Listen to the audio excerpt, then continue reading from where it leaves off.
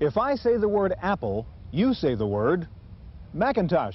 But if I had played the same game just a few years ago and said Apple, you would probably say 2 or 2E or 2 Plus, for it was the Apple II that started this company. But with the recent success of the Macintosh and the Mac II in particular, there have been rumors that the old Apple II was headed for the orphanage. Not so, for there's a new Apple IIc and a new Apple II GS. Today we take a look at the new generation of Apple II computers on this edition of the Computer Chronicles.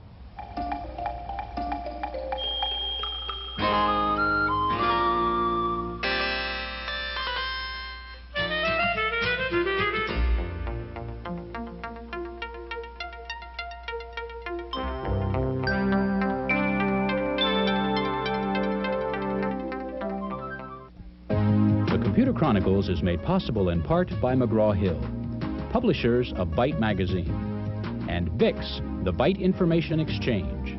In print and online, Byte and VIX serve computer professionals worldwide with detailed information on new hardware, software, and technologies.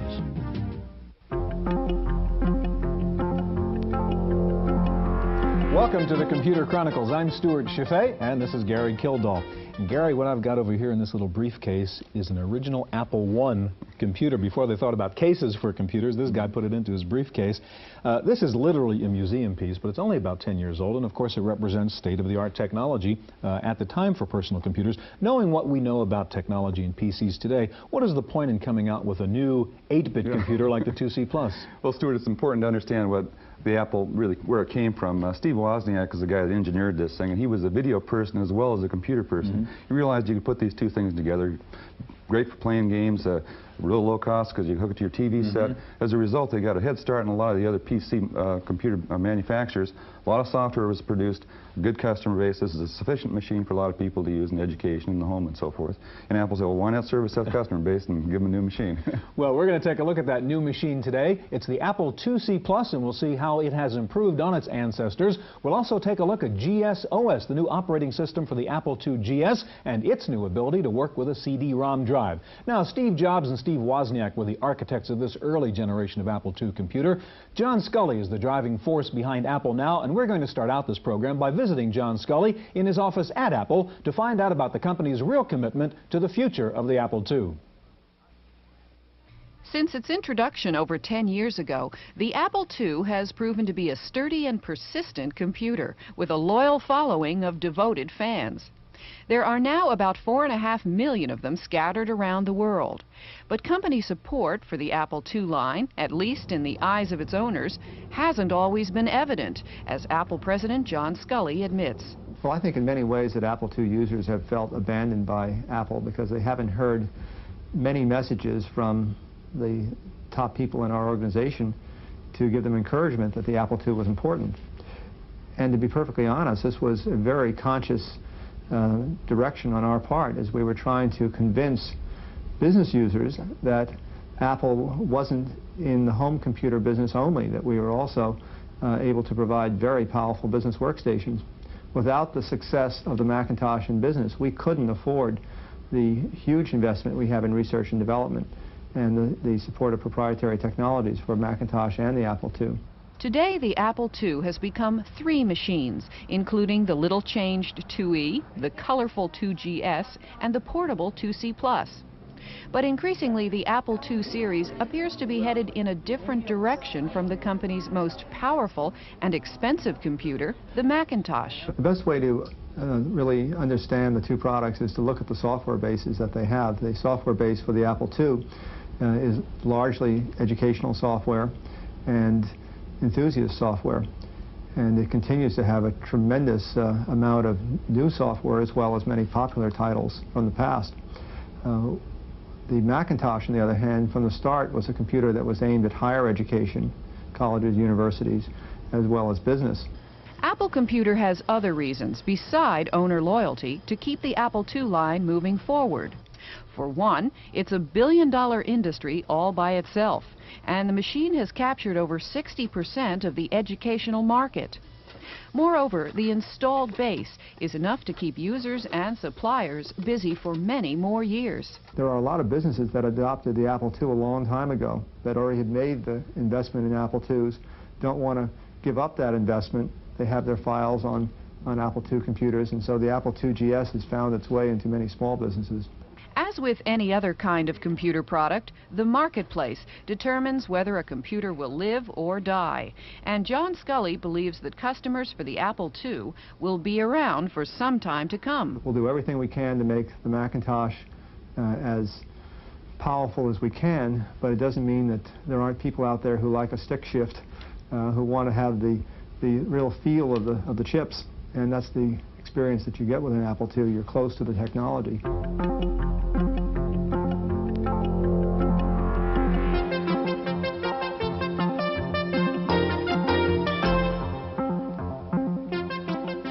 Joining us in the studio now is Laura Kurihara, Product Manager for the Apple IIc Plus, and next to Laura is Bill Cleary, formerly with Apple, formerly with the Apple division of Activision, and now out on your own with Bill Cleary Communications. Gary? Laura, I'd say it's quite an improvement over the Apple that was in the briefcase. That Apple one. What are the new features of the Plus? Okay, just to start off with, we used to have in the 2C a 5¼ inch disk drive, and now we have a 3½ inch disk drive. So what that offers is 5 times the storage capacity and 3 times faster than 5¼ accessing your programs. We used to have a power supply that was external on the 2C. We all remember the power supply. Yes, brick on the leash. What we've done is internalize the power supply, and it resides right here inside the case.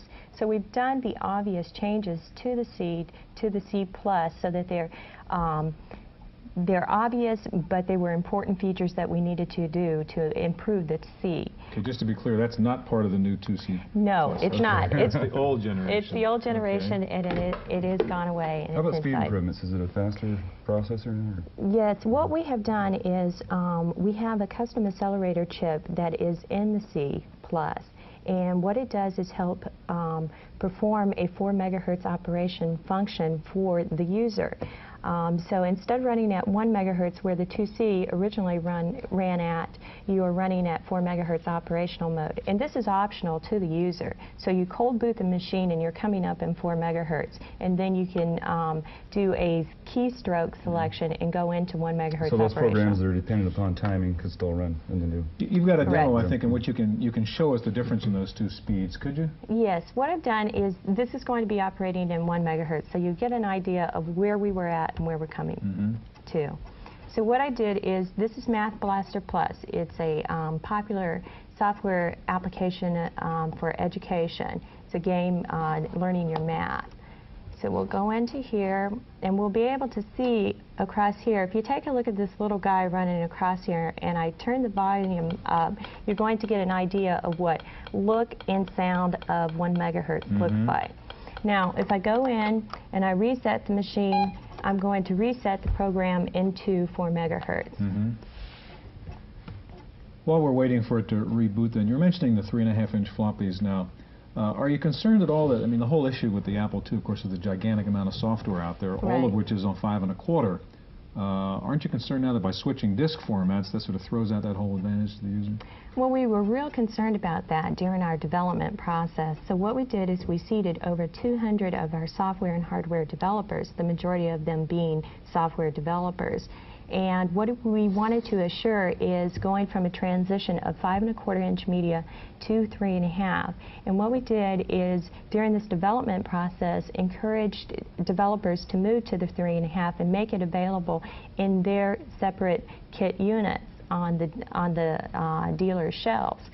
So on the day of introduction, we're real proud of the fact that we were able to announce over 500 software applications available on 3½ inch media in that separate box, so the user could walk in and purchase that software application, walk home, and he'll have his 3½ there without having to send a coupon in. Okay, can you show us 4 megahertz now? Yes.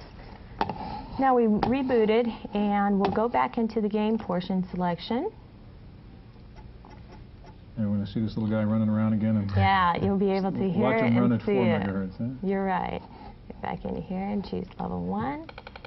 And here it's obviously Yeah, showing right. you a faster speed. That's 3 Considerable times the faster. performance Okay, of the now, original. Bill, obviously, I'm not going to buy a new computer to have this little guy run faster. What are the advantages, really, to the 2C Plus and the kinds of users who would use that to the greater speed, to the 3.5-inch floppy and so on? Well, I think there's a lot of, the real excitement about Apple's Apple II line, I think, over the years has been the large number of third-party solutions out there. There are products like AppleWorks, which provide, from Claris, which provide incredible functionality in terms of home productivity or even running a small business. There's just a large number, everything from PrintShop, which is really an Apple II prototype for desktop publishing, which actually impacted the high end of the business. The Apple II is just a phenomenal machine, and the real mystery or the real secret about it, I think, can be summed up in a phone conversation, just paraphrasing what happened a few years ago when I was working as a vice president of marketing at a software company here in Silicon Valley, and I was asked why isn't the Amiga going to knock off this machine, and the answer was real simple. I said, I think the Amiga can knock off the Apple II if it does the following things. If it can, within the next 2 months, get 60% of the education market, if it can get 10,000 software programs out there, and if it can get, at the time, 2.5 million loyal users to support it. And I think that's part of the magic of the Apple II, and there's a lot of reasons why I think people continue to buy them. Laura, you talked about, and we talked about the 3.5-inch floppy. You've got some more options now with the 2C Plus in terms of peripheral drives and so on, don't you? Yes, we did. What we added to the line with the original 2C, if you wanted 3.5-inch media compatibility, you use the UniDisc. What we've added to the line is still the option of using the UniDisc, the Apple 3.5, which you can use on the Apple II GS, and then the Apple 5.25. So now you have all 3 drives that are compatible for the product, for the Apple IIc product in our line. It's amazing how large that looks now. Yeah. As a new size disc. Bill, what do you think about the positioning of this particular machine, the 2C Plus? Is that going to be in the same traditional niche where the 2 has been? Well, you look at the evolution of the machines. You now have a GS, which provides improved sound and graphics, and the mouse interface that people are familiar with on the Macintosh computer. I think the difference, I think that the 2C makes a lot of sense for people, and I don't know from a positioning standpoint what this means, but for people whose kids may be in K through 12 using an Apple IIe, which is the standard in schools, to go home and to buy for the home an Apple IIc, it makes a lot of sense. It's a logical choice at Christmas time. What's the ideal machine you'd like to see coming out from Apple? Personally, because I have a lot of Apple IIc software, been associated with the machine for 8 years now. The Apple II family of products, not just the 2C. I would say I'd like to see a machine where I could run all the high-end Macintosh stuff and also could run all the Apple II stuff. It's probably an unrealistic dream. You want the Apple Master Machine. The The Master Machine. It's about the size of the 2C Plus there, with a flat panel screen that I could take on plane trips and whatnot. Or if I wanted to run some old II stuff, I could still do that. I think it'd be a fantastic product. I know Apple can't formally comment on this, but what would you think about that? I mean, is it a laptop Apple IIc, you know, battery powered and flat screen and so on? Would that be a sensible product? I think from a cost standpoint, it would be very difficult for Apple to do a product like that. I see the GS as sort of an evolutionary step in terms of giving people the Macintosh interface, but I don't know whether or not, from a cost standpoint, you could do a machine that had a coprocessor that could accommodate both sides of the Apple family. But to me, it would be the ideal machine. Personally, I would love to buy one. Okay, Bill, Laura, thank you very much. Now, the Apple IIc Plus is not the only new 2 coming out of Apple these days. There's a new Macintosh 2, the Mac 2X, and Wendy Woods takes a look at that new machine.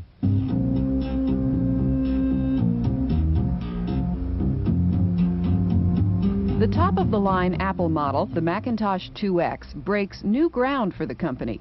It's the first Apple Mac to use Motorola's powerful new 68030 microprocessor.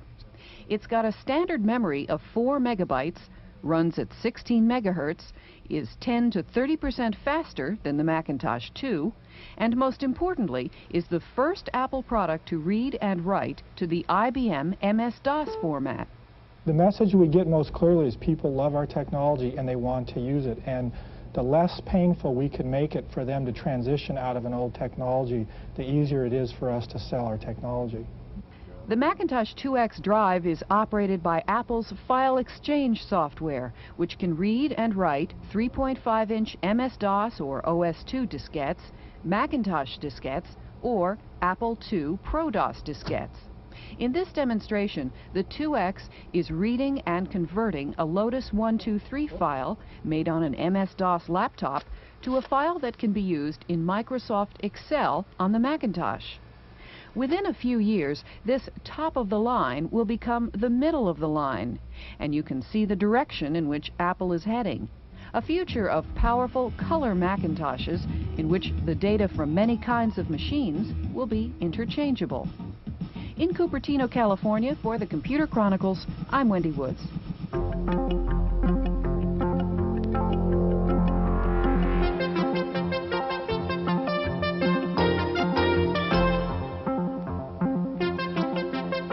With us in the studio now is Ann Bachtold, Product Manager for the Apple II GS, and next to Ann is Stu Roberson, Director for Marketing with Activision.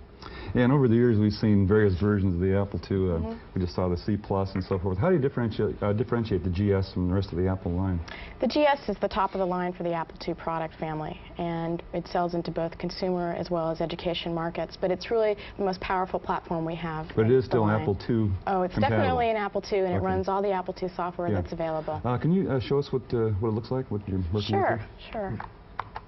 The key thing, Ann, is really the operating system here. Yes, it's not a definitely. new machine, it's a new operating system The for GS the has been out for almost 2 years, and what I'm booting up right now is the new Apple II GS system software, version 4.0, which we recently introduced about a month ago at Apple Fest. Well, while it's booting up, have you identified the customer base now? Obviously you have over the past 2 years. Who buys the GS? People who are interested in doing home productivity, families, and we have a very large education base in both K through 12 areas as well as some college base, but it's primarily a K through 12 machine and home productivity machine for families. Okay. So what we're booting into right now is basically the heart of the new system software, which is GSOS, the new operating system. And some of the improvements that GSOS brings to the GS are, first of all, increased disk access, which, as you can see, definitely speeds the boot time of the system over our previous system software. And we've also introduced the concept of file system translation. And essentially what file system translation allows us to do is access data files from other operating systems. And what we've done is we've created new tools called FSTs, or file system translators, which allow us to do that. And one of the things I'd like to demonstrate today is the file system translator for the High Sierra file system. And as you can see, we've got a system right here that's configured with CD-ROM. And one of the things that we can do is, through using the High Sierra FST, we can actually access applications, CD-ROM applications such as Bookshelf, which is from Microsoft. And bring it right into Multiscribe. And bring it right into Multiscribe. Multiscribe is a very popular GS word processing program. A lot of our users have it. So what I am right now, I'm in a Multiscribe file, and what I'm going to do is go into my disk area, and I'll go ahead and scan through some of my different volumes here until I bring up Bookshelf. And I'll go ahead and open a Bookshelf file. Let's just say I want to access Bartlett's quotations, for instance. And I've actually imported a data file from Bookshelf into my Multiscribe package. And this really opens up the world of CD-ROM for our users, and especially our education customers are very interested in being able to access all the data that you can find on CD-ROM applications. What other kind of applications do you really see in the CD-ROM area? Well, CD-ROM is really a new industry for us, and it's really exploding, and we're supporting it now with the CD-ROM drive that we introduced in March. And this is the first time we've actually supported it on the Apple II line. So any large storage application, this one is a good example. I guess encyclopedia. Exactly. Exactly. Quickly, Ann, could you run us back to the operating system and show us some of the new tools that are in the OS? Yeah, in addition to the new operating system, we've created 2 new utilities that will really help our users better manage their hard files, as well as configure their systems. As you probably know better than I, computing is becoming much more complex. And so 2 of the new utilities that we have, what I'm launching right now, is the installer. The installer is a great program because it allows the user to really easily configure their systems. If you start adding hard drives and CD-ROMs and various other things, it becomes somewhat complicated to make sure you have the right drivers. So on the right or left-hand side right here, I have some of the different drivers that you can add to your system, everything from MIDI to image writer support to CD-ROM support. Let's just click on CD-ROM and install this driver. That way I know I'll definitely be able to run this program. And what you can see right now is a little box that's giving you feedback on the process of adding the driver as well as what files are being added. So you don't have to worry about the different system file management. It's taken care of it for you. You've got one other new utility in there, don't you? Sure. Let me get out of this and we'll go into the advanced disk utility. Right. And that lets you do what? The advanced disk utility really helps you set up your hard drive and manage the information that's found there. And users, when they first start setting up their hard drive, they'll need to either initialize it or zero it out if it has other information. But another important element to this is partitioning, and that's something we haven't supported prior to today, or actually in the last month. And what I'm showing you right now is a new partitioning utility. And what I have on the right side here are 3 different partitions that we've set up on this particular hard drive, and I'll show you that we can change the partition size as well as... and why are you partitioning the disk? Sure. One of the reasons you might partition a disk is to have different file formats. Okay. Maybe you want to mix Pascal files with Protoss files, things like that. So I can add and delete partitions and change the partition sizes. So. Okay, Ann, can I ask you to load up Stu's program while I talk to Stu? How important is the 2GS as a product line to software developers like Activision? Well, Activision is really dedicated to the Apple IIgs and to that education and home marketplace that Ann had mentioned. To the large growing developer base, I think you're seeing a lot more activity in the GS as some of the original Apple II developers have now started shifting their emphasis over to the new machine. Do you have any idea what the size of that market is now? Right now, there's over 300,000 2GSs installed, and that's growing. We anticipate, as what happened last year, that during the Christmas quarter, they'll sell more Apple IIGSs than any other Apple CPU. Stu, you've got a paint program from Activision, which takes advantage of the graphics of the GS. Describe it and show it to us. Yeah, this is PaintWorks Gold, and PaintWorks Gold is one of 8 products that we make for the Apple IIgs. PaintWorks Gold was derived from PaintWorks Plus, which is a 512K version of the product for ease of use and has made its way into many schools. What we're going to take a look at here is some of the advanced features that you can do with the 2GS using PaintWorks Gold. Now, the image it's going to load is one that you may have seen. It's the Taj Mahal. And we're going to use 2 features, Slippy colors, which is a unique feature, and then masking colors to make the Taj Mahal actually reflected in the pool below. What Slippy colors actually allows you to do is define colors for your lasso tool to slip around. So we're going to define all the colors that are used in the sky. Then we're going to choose our lasso tool and select the Taj Mahal. You'll note once I have released this that just the Taj Mahal is selected. This allows you to pick out objects that you want from any painting. Now we're going to go ahead and flip this Taj Mahal around to paste it down below. So we'll just flip it vertically. And now we have our Taj. Now I'm going to move the screen around a bit. So first we'll cut this out, grab our handle. Now let's paste in the Taj Mahal. As we move it up, now we have a perfect reflection. Well, near perfect, because you can see it's overlapping the grass. Well, that's where masking colors comes in. We can actually mask these colors so that you can paint behind them or around them. Show us how you do that. Go ahead and mask some colors here. And I'm going to mask every single color and then unmask the colors that may be in the water. Now you'll note as it has made its selection that instantly the Taj goes behind. In fact, you can actually paint behind the other objects that you see here on the screen. Now the last thing that we're going to do here is just make this a nice sunset picture. And we'll do that by changing the colors. Now the sky was actually created using some gradient colors. We'll go in and change those colors. We'll choose a color of red, and I want to adjust my entire palette to it. And I'll start picking out some oranges that might work well in a sunset sky.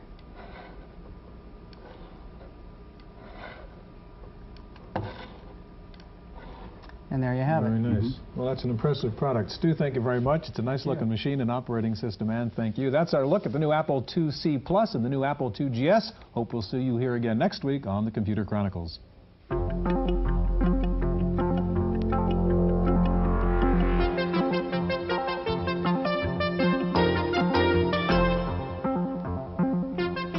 the random access file this week, an announcement from Toshiba that could replace floppy and hard disk drives in the near future. Toshiba says it has developed a 4-megabit electronically erasable programmable read-only memory chip. The chip provides a readout time of 1.6 microseconds. This is approximately 1,000 times faster than conventional floppy disk, and it takes the chip 1 microsecond to erase or store data. Toshiba says the chip eliminates the need for floppy or hard disk drives, and Toshiba believes without the cumbersome disk drives, drastically smaller computer systems could be on the market within 3 years. A new Macintosh laptop should be out by this summer. Still, no specific launch date has been announced, price range, or specifications for the system.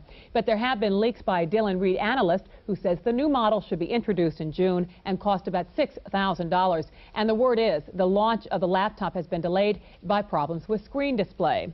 President Bush has okayed the foreign takeover of the U.S.'s last major producer of silicon wafers used to make computer chips.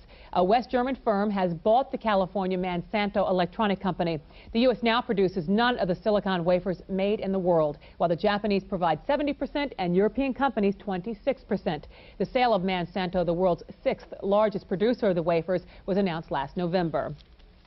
TV newsman in St. Petersburg, Florida, has been arrested for allegedly cracking his former employer's computer system.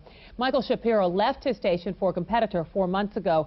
In January, an investigation showed that files were missing from his former station's newsroom computer. A probe by the phone company led police to Shapiro. Shapiro is now on a leave of absence from his current job. He is facing 14 counts of computer-related crime. His bond is set at $14,000.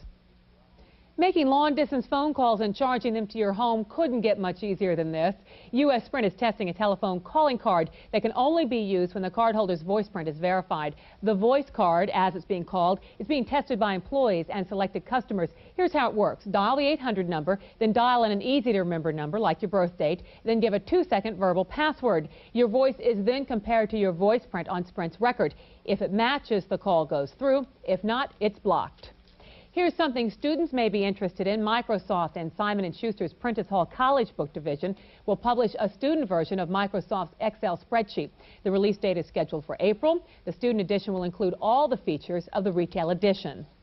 Candilia, a vast kingdom, a peaceful, futuristic world ruled by the Lock-Arm dynasty for ages. Its secrets are locked in the sword of power. Its creation is from the imagination of one 15-year-old Jeffrey Campbell of Colorado.